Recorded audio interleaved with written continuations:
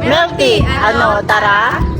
Another day, another vlog. So today, we're going to Liters Cafe together with my friends. Hinintay lang pala namin dyan yung kaibigan na sobrang sarap. So ayun na guys, bago kami pumunta dun sa cafe, nag-tiktok muna kami.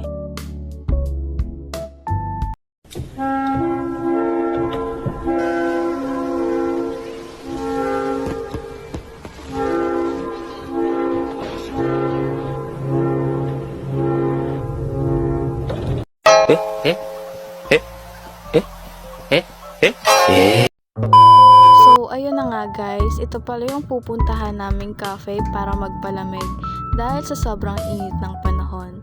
Located nga pala ito sa San Juan, Evangelista Street, Goa, katabi ng 101 Shopping Center.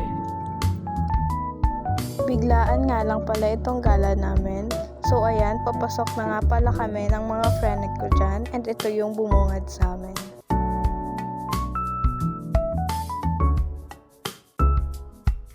If you're looking for a chill and relaxing place to hang out, this cafe might be perfect for you. So today, I'll show you how they operate, what they offer, and what makes them unique. So ano, tara? Isa itong local cafe na kilala sa kanilang milky blends, coffee, at affordable meals.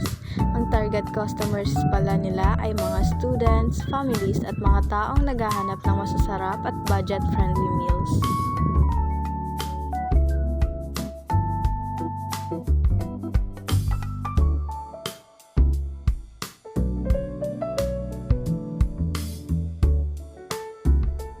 So, ang bestseller nga pala nila ay Spanish Latte, peach-flavored lemonade, and cheesecakes here is milk tea.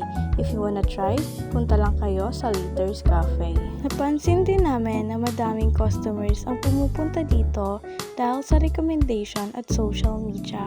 Malaking tulong ang word of mouth at online presence ng mga tao para mas makilala pa ang isang local business.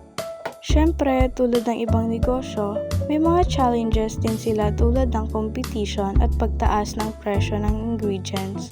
Pero as you can see guys, kahit tumaas ang presyo ng bilihin, patuloy pa rin sila sa pagbibigay ng magagandang serbisyo at quality food para sa kanilang customers. Malaki ang naitutulong ng mga ganitong negosyo sa ating komunidad dahil nagbibigay sila ng trabaho at abot kaya na pagkain para sa mga tao. Nakakatulong din sila sa pag-unlad ng ating lokal na ekonomiya, kaya mahalagang suportahan natin ang mga local business.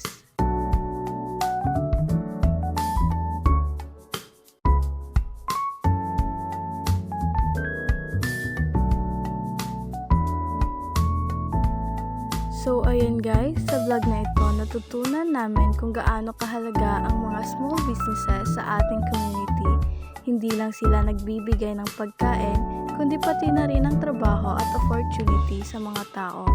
Overall, masasabi namin na worth it talaga puntahan ang Liters Cafe. Sobrang sarap ng mga ino-offer nilang mga food and drinks. So, hanggang dito na lang ang vlog na ito guys. Thank you for watching. I hope nag-enjoy kayo sa aming vlog.